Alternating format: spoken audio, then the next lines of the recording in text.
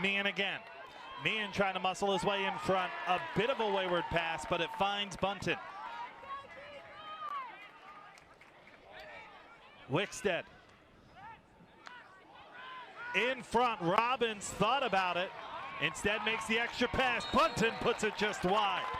15 remains on the shot clock for High Point. Unselfish offense there by High Point. Robbins actually gave up the look, a great hitch, and gives it to Bunton, who gets a great step down. Unfortunately, just unable to get it on net. Wickstead gives it side of the cage, some space to run into, a shot on and a goal! It's Ryan Hines striking first for High Point. First possession, they get a couple good looks, they don't end up canning it. Now we talk about the second possession, second midfield line in the game for the Panthers, and Hines capitalizes, puts his shoulder in to the defenseman. He gets 5 and 5 and goes near side. And it allows High Point to set up their possession. Richmond not electing to go with the double pole on their faceoff, so they have the pole on one side, the shorty on the other. Let's see if after these first two faceoffs here, Mike, if they look to try to switch something up to make it more of a battle at the dot.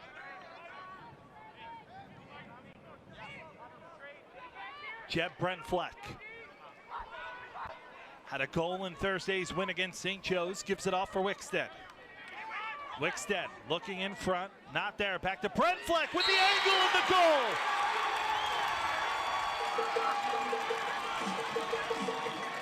Jeb Brentfleck puts High Point up too early. And it starts with the local boy from Spring Ford, Justin Wickstead. He's able to not use a pick. Originally, Brentfleck is sent a pick. Wickstead refuses it. He ends up going top side, and Brentfleck just follows the pass, is able to turn the corner and give the Panthers a settled offense here. 6-on-6 game, in my opinion. Trying to find some space is Olsen. Work back out at the top, Alpaul. Alpaul has some space all of a sudden, doesn't let go. Instead gives to X and O'Neill. 25 on the shot clock. O'Neill trying to muscle his way in front. Again, nothing there. Tries to go short side and scores. Beat Overend where there was almost no space, but Aiden O'Neill always finds a way. There's a reason why Aiden O'Neill was the offensive player of the year in the A-10. He showed it right there. Tried to get to his strong hand, he couldn't. He ended up rolling underneath and was able to get the low angle shot on Overend. It's actually pretty good defense. John Adams forces him underneath, was what you want. He just switches to his left hand and finds the littlest hole on Overend. That's a massive goal for Richmond to get them on the board and try to see if he can spark this offense. 3:17 to go, first quarter. High Point with a 2-1 lead, and their first face-off win of the day, as well as Chinoy defeats Accardo, and he's attacking to the left and score! Lucas Littlejohn on the goal, all set up by Jared Chinoy. Just when we're talking about the difference of face-offs and what they can mean, Chinoy wins the ball forward. He gets a 4-on-3 fast break, and Littlejohn with the big shot in the back of net to tie this game. That's how quickly Richmond can get into this game. If they can win a few face-offs here, the difference with their offense and getting the ball to their playmakers like they did there, the bouncer Overend thinks he's in the middle, looking for Littlejohn, too far out of his reach. He says deflection, referees agree. Littlejohn's a smart player. He sees that there's a deflection, immediately turns to the referee to make sure they know that that pass was tipped from Sheridan on the skip pass to him. Richmond regains possession. At X, it's Gavin Creo, who had 2 goals in their win against UMass. This is an offense, Mike, that doesn't rely on one guy. They have plenty of playmakers that can do it from above the goal or behind. Joe Sheridan is one of them. Love Joe Sheridan's game. He just had the skip pass across on the look to Littlejohn. It gets tipped off. Next time he says, you know what? I'm not passing it. I like my matchup. I'm going to the rack, and that's what he does. Joe Sheridan, the 6', 190-pound midfielder from nearby Westchester, PA, just loves this matchup. So he gets the feed up top. High Point shows a little bit too much. Sheridan goes to his weak hand, but he's able to set his feet and go low and away on overend. Guys are all over the crease, and there's a reason why. These are the two best goalies in the A10. High Point possession out of the timeout. Richmond electing to go back to man-on-man defense after ending the quarter in a zone. Look for them to just press out on the High Point attackers, trying to make them a little bit uncomfortable. Wickstead in front, and a goal from Robbins. How did that pass get through? That is what Wickstead does. He collects his second assist in only the second quarter here. And what you see, there's going to be a matchup behind at X. It's going to be a pick. Richmond elects to switch off the pick. Wickstead just throws it back to the picker, and as a result, you're going to see, I believe it's Robbins, ends up turning the corner with an easy shot low on Vigu, and now we got a ball game here, Mike.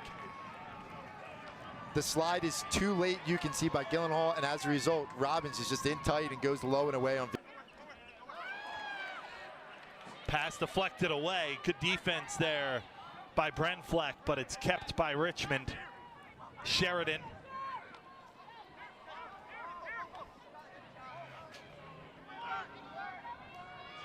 You're going to hear that name a lot today. Brenfleck, Zach Brenfleck, the defender, and his brother Jeb, the midfielder for High Point. O'Neill in front. Sheridan gets his second of the day. What a feed there by O'Neill. That's why he's the A10 player of the year. He's such a balanced player, from scoring the ball and assisting. He's always keeping his head up. He loves to get to the island. He doesn't get as close to the island at 5-5 that he wants. He sees Sheridan slip back door, feeds it to his stick. What vision there by O'Neill. He's got the matchup behind with the short stick. You see Sheridan just slips off the crease and goes near side. He catches High Point ball watch, and Sheridan gets... O'Neill trying to create space in front. Alpaugh plays it back to Picard. Shot clock under 10. Picard spins free. Great move and scores!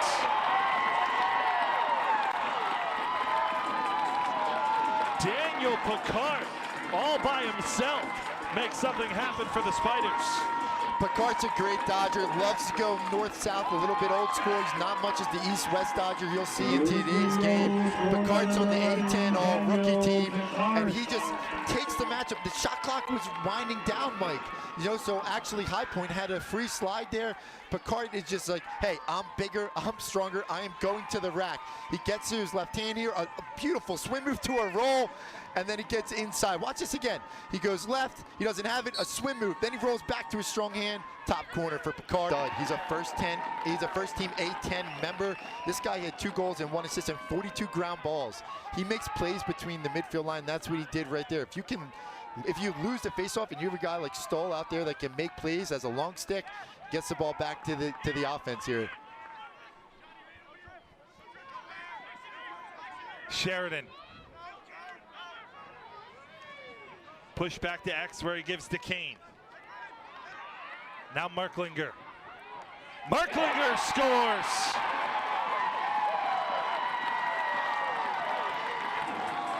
And Richmond is starting to heat up. It's just like they awoke the beast here. High Point was up 2-0. Since that point in time, a 6-1 run by the Spider, and Merklinger is the guy that does it all for Richmond. Coach Chamati loves him. Says, we go as Merklinger goes. And he's been very quiet to start here. A la Tom Schreiber as goes right to... Richmond has a great inside finishers on Littlejohn and Kane, and the guys that can bring heat on the outside with Sheridan, Olsen, and Merklinger. A turnover here for Richmond as O'Neill couldn't get it cleanly. It's back to Overend, and High Point will try and hold on to possession here for the last 10 seconds. 2 minutes to play first half.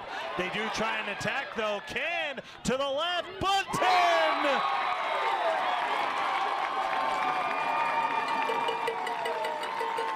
You don't see the shorthand goal often. It's a great look there by Adams. Richmond actually almost had a chance to pick it off. Kane stays with the pass. He draws down, goes at the net with the fast break, and is able to give it to Butt, diving across for the goal. Unbelievable transition. If you're not getting the face-offs, you're not scoring 6-on-6. You got to find goals in any sort of fashion, and that's what High Point does right there. So Kane gets it. He draws the 2-on-1. Button comes across and just goes short side to Accardo. Actually didn't win the initial ground ball. He wins it back again, and then once he crossed center, Robbins was able to clear to make it a 6-on-6 to equal strength here. But that's massive. You not only score the goal man down, but you win the faceoff and you go back on offense. A wonderful effort from Can, set up the last goal. He makes the pass this time out to the left, and Revere. Now this is Robbins with the finish to pull High Point back within one. Carson Robbins totally redeems himself. He gets the penalty. He comes out of the box in less than 30 seconds. He takes the rock and goes himself. Carson Robbins with a great individual effort. He gets to the island. He does a little rocker move. He's going to fake like he's going underneath, and then he's going to go top corner. Look at his head and shoulders. Fake like he goes underneath. Packer bites on it. He gets a little step, and Big U, this is by two attackmen. You know, that's just not out of effort, or hey, that was a tough play. It's just you cross the line and you give a slash right in front of the ref. It couldn't be an easier call to make. Now, if you're Richmond here, are you still thinking about attacking, or are you just holding to the end of the first half to start that third quarter with a man up? Correct, Mike. You're just holding the ball here. You want to come out of the half, get possession of the ball to run your man up. The last thing you want to do is try to give High Point anything. Creo will attack, will shoot, and will score. Creo just ignored us. He heard what we were saying. He's like, hold on, Brett and Mike, I got this. Richmond is in a 1-4-1 set. Oftentimes called a mumbo, where usually the outside guys are picking in for the crease. So Creo's actually going to look for an attackman popping off the crease, but since no one slides to him, right here, no one's sliding. Creo says, I got this, and he just sticks side high. This side, Carson Robbins. What I think High Point's been effective at on offense is getting the ball through X. Get the ball down to number 2. That's your playmaker. Here's the matchup. Get it to him. Pick games with him. Slip, roll, throwbacks. He's the guy that can create mismatch for you and try to create some sort of offense for either himself and others. In the middle, here's a shot and a goal. Wickstead gets his 3rd point of the day, his first goal, and High Point is back within 1. He's usually giving out the goals to his teammates. There, he's receiving it. It's a great initial dodge there by Hines. He's able to dodge down the alley, and Wickstead makes a great cut and feeds it. By the time Big U saw it, it was all the way to the back of the net. Let's look at this here. Great initial dodge by Hines. Wickstead cuts back door. He doesn't get picked up. He's able to put a ball in to go the other way for the offense for the Spiders. O'Neal gives it off for Sheridan. Trying to muscle in, circles back, and gives to Little John. Now Marklinger back for Little John, and now Sheridan. Slide. Sheridan's got 2 goals today. Make it 3. You need to slide to Sheridan. You need to. When he gets going north-south, he's extremely dangerous to stop. He didn't need any angle there as he's able to get to the rack with will. Sheridan realizes he's got the short stick matchup. So what do? They crowd him, they force him down the alley. But Sheridan is too big and strong and is still able to get a shot off. He's going to his weak hand right here, but he gets enough space to bring it back into his right. He leans left, shoots right, and gets a into a double team. Back out for Robbins. Space this side for Hines.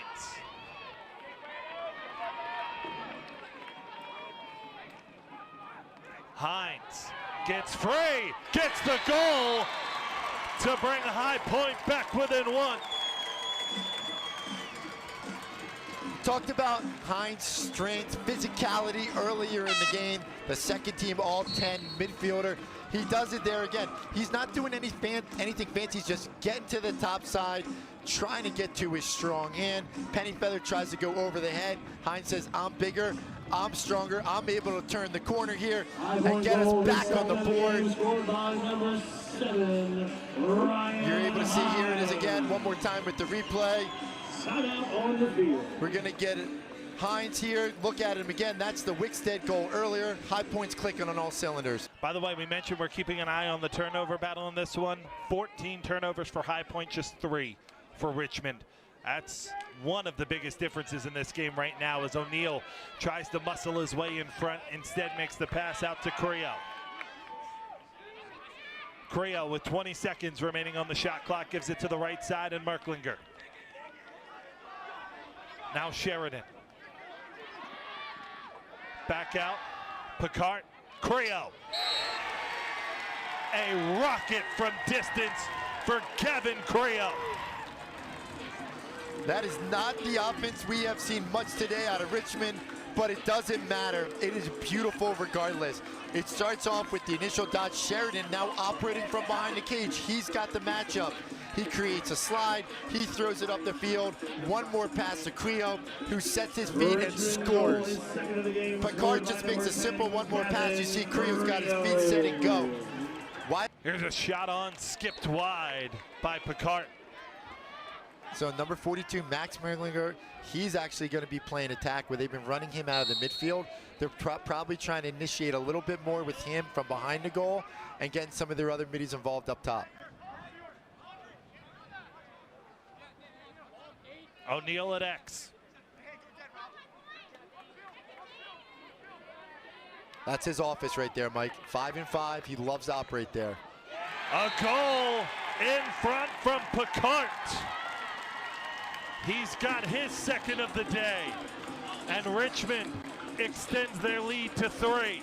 I just love this sequence by Richmond. O'Neal drives up the righty hash, sits down, 5 and 5, tries to see if he can get a roll. He doesn't have it. He swings it over to X, where Picard, the natural midfielder, is behind the cage. It's just a poor approach by Derman. There's no slide. He puts it in his left hand, low and away. And what a take there by Picard, who had a beautiful individual effort in the first half. Right there, he takes it from behind the goal, showcasing his abilities as a midfielder. Picard's got 3 points today. Richmond in front by 3, and the face-off won by the Spiders as well. Chinoy attacks and scores!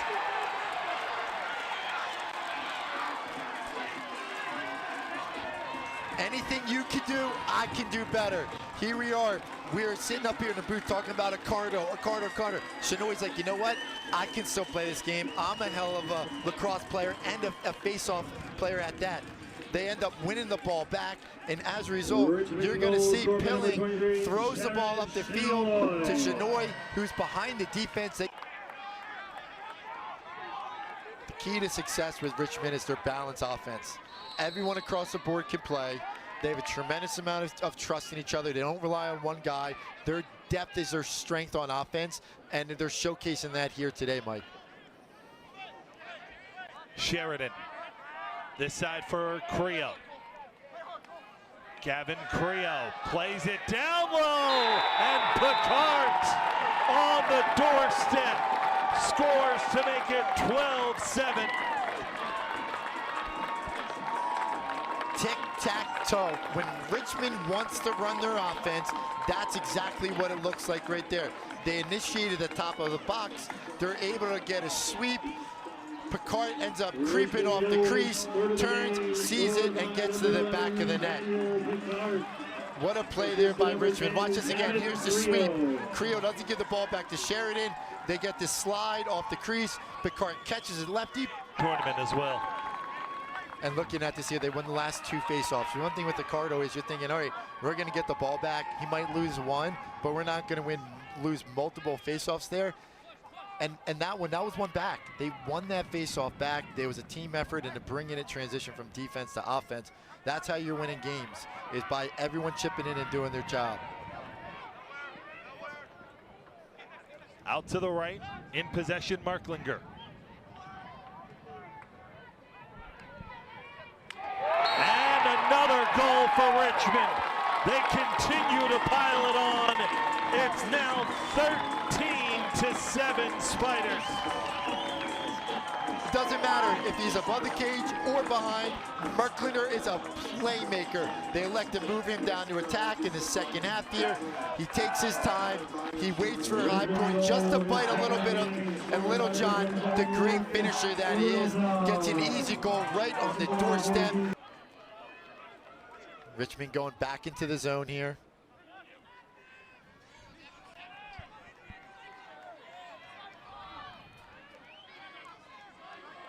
Interesting move in the zone, just slowing it down. High Point hasn't showed much success offensively in trying to figure this out. Yeah, mostly because right now you can see High Point in possession. Their defense kind of needs a break too. They do. And you got to be able to dodge, move it. You know, you can't just sit in here like it's a man up. You got to find passing lanes and angles. Great movement. And it finds its way to Owen Bunton. Talk about precision passing. Seeing what High Point did right there. They're able to move it from one side to another. They get the initial skip and then the pass down the button. Now watch this. Ball goes down low. It skips from Robbins. Robbins ends up finding Cook. Cook does the one more pass by Button, who curls up. In front, Merklander gets denied on a great stop by Overend, who has nothing to hang his head about. Even if today doesn't go High Point's day, he's been brilliant. That's his 11th save. What I love about him is he's not just having his stick make the saves. If he's got to use his leg, his shin, his ankles, it doesn't matter, his shoulder. He's doing everything he can to put his body on the line to try to get a win for this team. Merklander. 30 seconds remains on the shot clock for the Spiders. A shot from distance and a goal. Charlie Packard put him in the scoring column. I love it. Everyone is eating for Richmond. And it starts with the play by Merklander. Kudos to Coach Shamati and his staff of moving Merklander down to attack. It gives you another playmaker.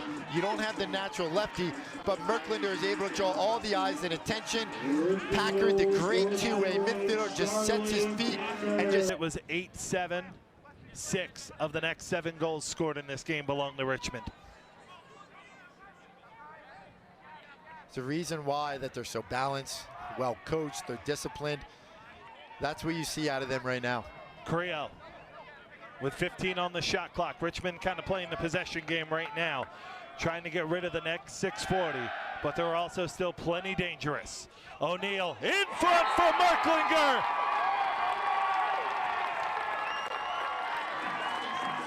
They do it again. Aiden O'Neal dodges with his head up, finds Merklander cutting, cuts across his left side, keeps his stick in his strong hand, so he catches it, puts it up.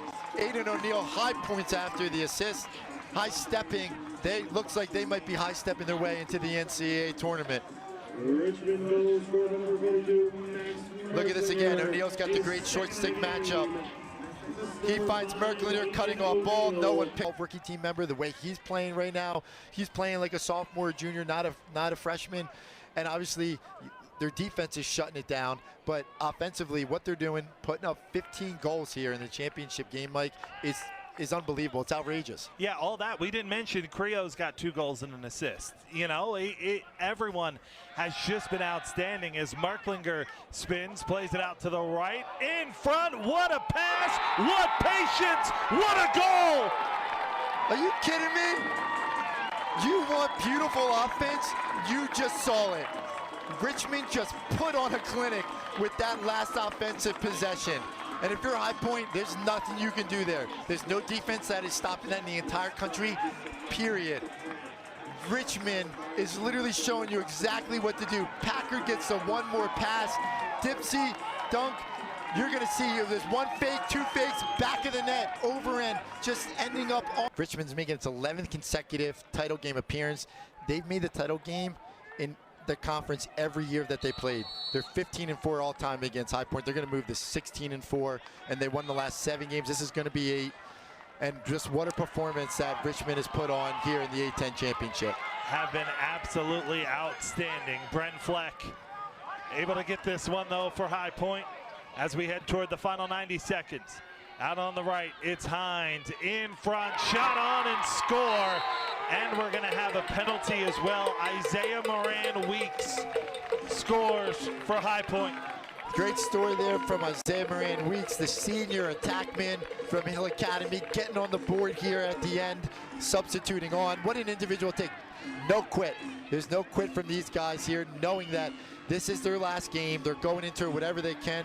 Isaiah Weeks, he catches the ball here. No one's on him. He just ducks it, takes one step inside, draws the penalty as well. So High Point should be with the man through. They are, no matter what, they just show that they can beat you in all the facets. On the field with their players, on the sideline with their coaches. This is a program that plays the right way. They recruit the right way at recruiting events. They're professional. There, you got a great education there.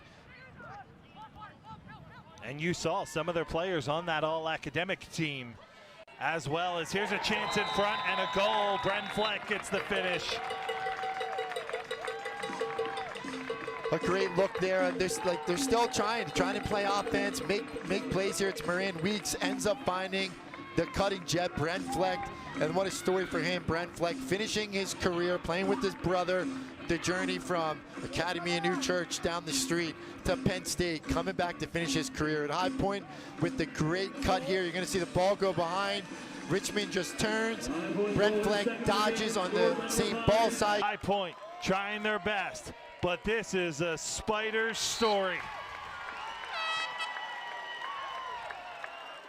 Undefeated in the regular season, undefeated in the A10 Men's Lacrosse Championship, and the Richmond Spiders are your 2025 Atlantic 10 Men's Lacrosse Champions.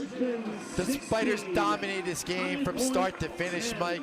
You want to talk about defense, face-offs, the way they were able to scrap there, and then obviously offense and all the weapons that they provide. This Richmond team is well coached, they're disciplined, they are balanced, and they are a threat in the NCAA tournament next week. Congratulations to the Richmond Spiders, your 2025 Atlantic 10 Men's Lacrosse Champions. We'll come back with the post-game show and hear from head coach